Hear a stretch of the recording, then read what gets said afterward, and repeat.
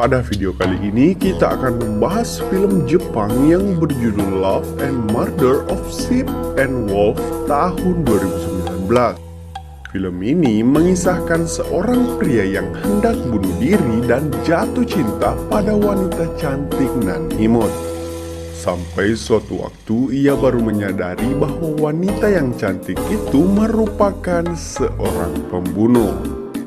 Karena sudah dimabuk cinta, ia pun masih tetap berusaha mendekati wanita itu meski suatu saat bisa saja dirinya yang dibunuh. Bagaimana kenekatan pria tersebut dan seperti apa kisahnya?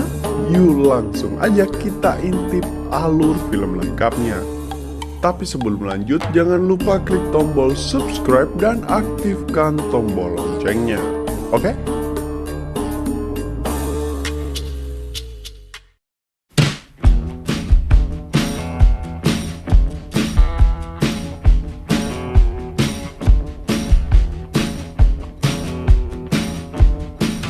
Di awal film memperlihatkan suasana kamar Korosu yang hendak bunuh diri karena beban hidup yang sudah terlalu banyak. Namun rencana bunuh dirinya tak berhasil karena hidupnya yang terlalu berat menyebabkan talinya putus. Di balik tembok pun kini terdapat sebuah lubang akibat tali yang tadinya putus dari gantungannya. Ia kemudian mencoba melihat sumber cahaya dari lubang tersebut dan mendapati seorang wanita yang cantik tampak sedang makan dengan estetiknya. Karena tiba-tiba dimabuk cinta, ia pun mengurungkan niatnya untuk bunuh diri agar dapat melihat keindahan wanita tersebut. Kemudian kegiatan intip-intip Korosu pun terus berlanjut dengan semangatnya. Mulai dari kegiatan baca buku, rawat tanaman, hingga saat wanita tersebut hendak mandi. Karena makin penasaran, Korosu pun keluar kamar dan berusaha mengintip langsung di depan pintu kamar wanita itu. Namun dirinya tiba-tiba salah tingkah melihat temannya yang juga cantik dan imut sedang melihatnya. Ternyata temannya itu sedang mencari kakaknya yang tinggal di bawah kamar Korosu dan meninggalkan sekantong cemilan di depan pintu. Karena ada makanan gratis, Korosu pun mencicipi makanan tersebut. Saat sedang makan makanan yang bukan miliknya, ia dilihat oleh tetangga kamarnya yang bernama Miyaichi. Jadi wanita cantik yang berada di sebelah kamarnya bernama Miyaichi. Miyaichi ini kemudian mengajak Korosu untuk makan malam bareng di dalam kamarnya. Setelah selesai makan-makan, Korosu pun kembali ke kamarnya dengan hati yang berbunga-bunga.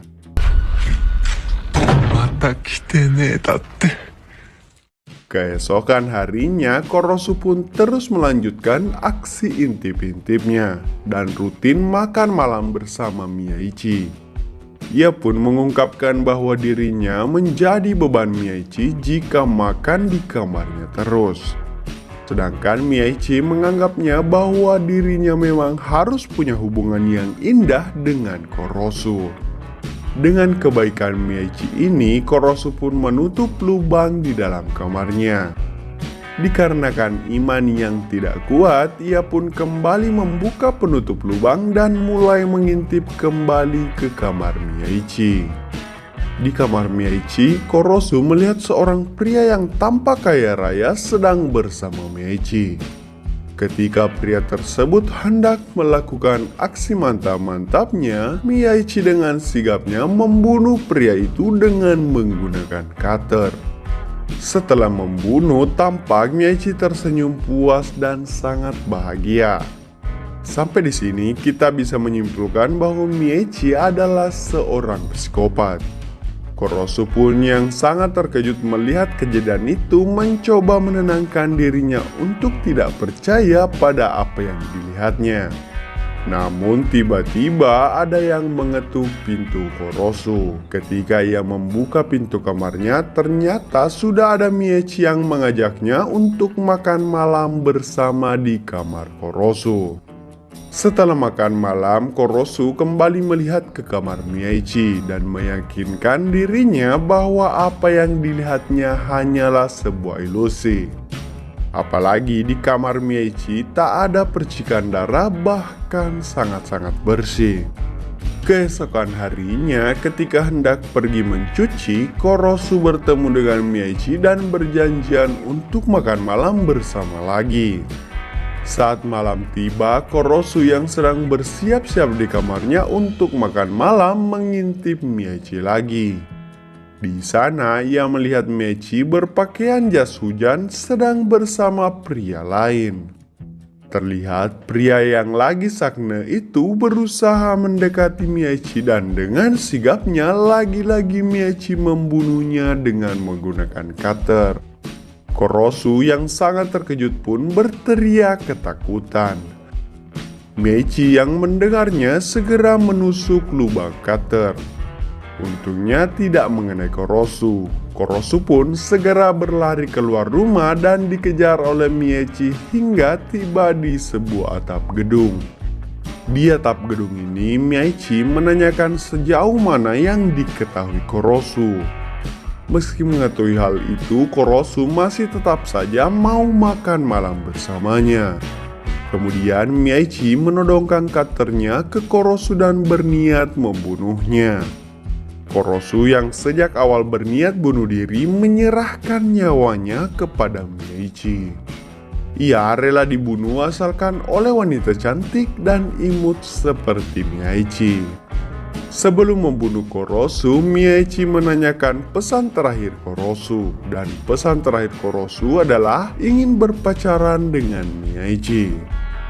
Miyachi pun tiba-tiba menyetujui untuk berpacaran dengan Korosu dan langsung menjilat darah di bibir Korosu. Dan sejak saat itulah mereka pun berpacaran meskipun dengan cara yang tak diduga-duga. Keesokan harinya, Miyachi pun mencoba melihat dari lubang kamar Korosu. Korosu meminta maaf dan akan segera menutup lubang itu. Namun Miyachi melarangnya, apalagi mereka sudah berpacaran.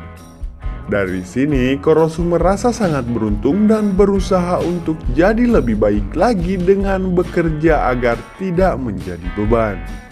Ketika pulang dari bekerja, Korosu dan Miyachi saling berbincang melalui lubang kamarnya. Mereka pun berjanjian untuk bertemu. Korosu membawa barang Miyachi di mana banyak mahasiswa yang penasaran dengan Miyachi. Hingga ada seorang pria yang bertanya tentang hubungan Miyachi dengan Korosu. Miyachi pun memberitahukan hubungan mereka adalah pacaran. Dengan begitu, semua lelaki di kampus itu menjadi sad boy. Hubungan Miyachi dan Korosu pun tampak makin akrab. Mereka berdua bersenang-senang sambil berkencan.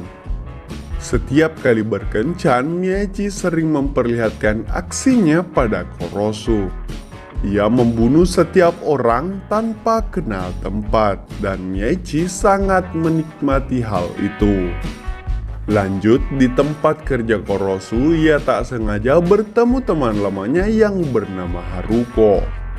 Haruko ini yang di awal film mendatangi tempat kakaknya dan meninggalkan makanan di tempat itu. Di sini, Korosu meminta maaf karena telah memakan makanan itu. Ia pun mengganti makanan itu dengan memberikannya pada Haruko.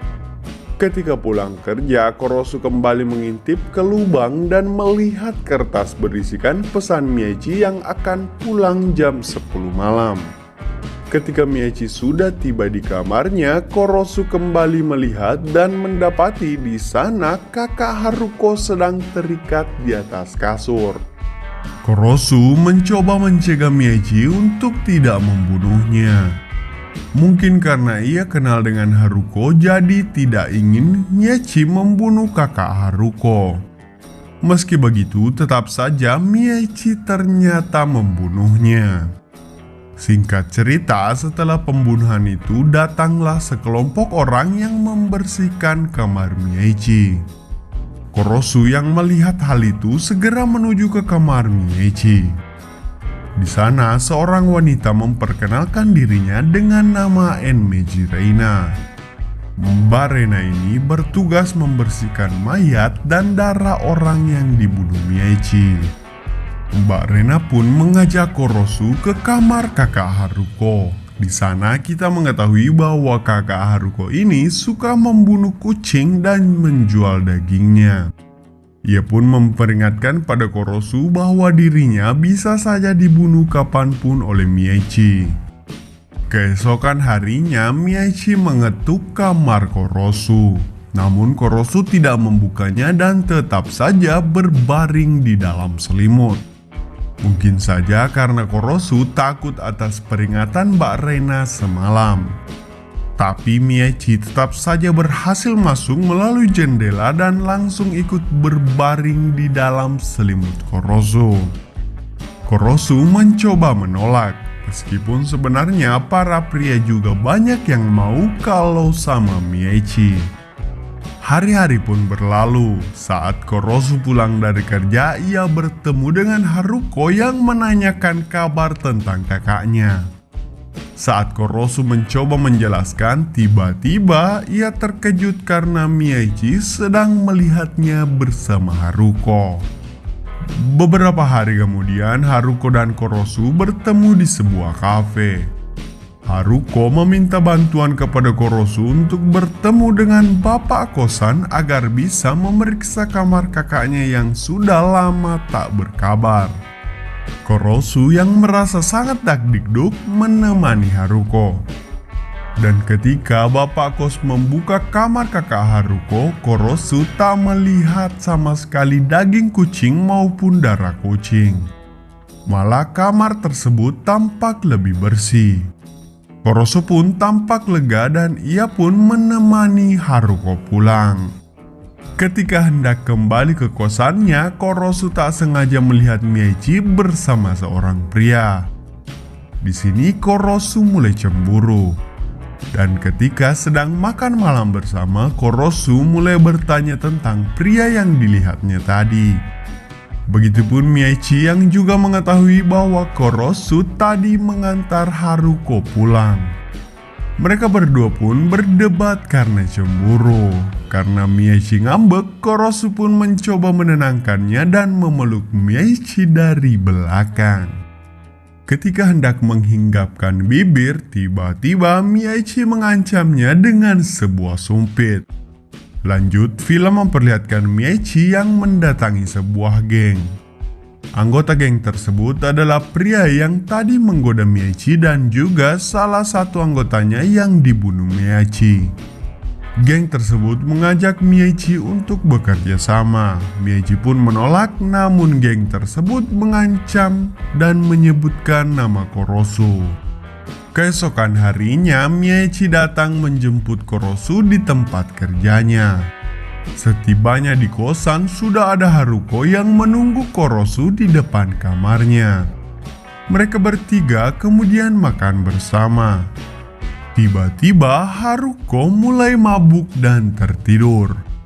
Kemudian di situ sudah siap Miyachi dengan pakaian jas hujan yang biasa digunakan untuk membunuh. Melihat hal itu, Korosu dengan segera melarang Miyachi. Miyachi kemudian menyuruh Korosu untuk membunuhnya. Namun Korosu menolak. Singkat cerita, ketika Haruko sudah bangun, ia pun mulai bercerita dan langsung menyatakan perasaannya pada Korosu.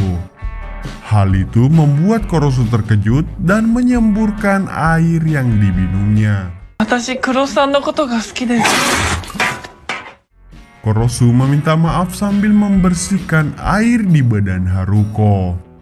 Kini sudah dua orang wanita cantik nan imut yang tertarik kepadanya. Beberapa hari kemudian, Korosu dan Haruko kembali bertemu di sebuah kafe. Haruko sekali lagi menyatakan perasaannya dan meminta Korosu untuk memberikan jawaban di kafe besok malam. Ternyata Haruko ini berniat menjadi pelakor. Saat Korosu dalam perjalanan pulang, datang sebuah mobil yang menangkapnya. Ternyata yang menangkapnya adalah geng yang mengajak Miyachi untuk bekerja sama. Ternyata bos geng tersebut menyuruh Korosu mengajak Miyachi agar mau bekerja sama dengan mereka. Karena Korosu menolak, mereka pun menggores pipi Korosu hingga berdarah. Saat Korosu tiba di kosan, Miyachi melihat lukanya dan dengan emosi segera ingin pergi membalas dendam. Tapi Miyachi pun mengurungkan niatnya karena dilarang oleh Korosu.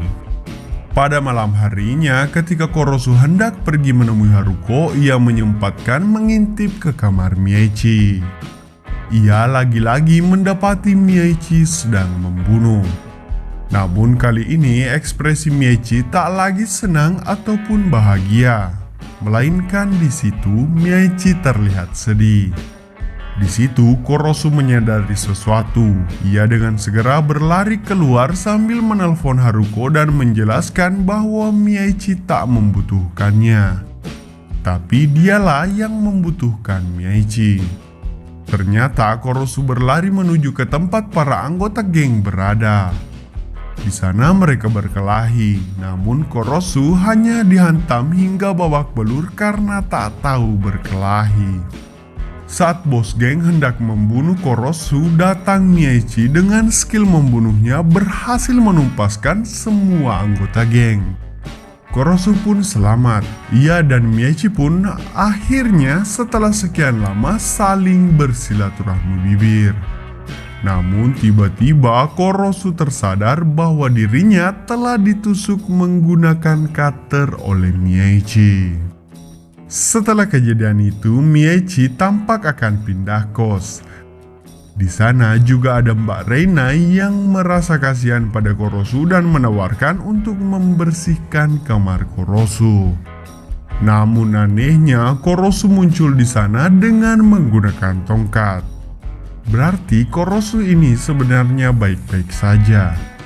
Mereka berdua pun berjalan di mana Miyachi memberitahukan bahwa dirinya akan berhenti membunuh dan ingin memulai semuanya dari awal, termasuk berkenalan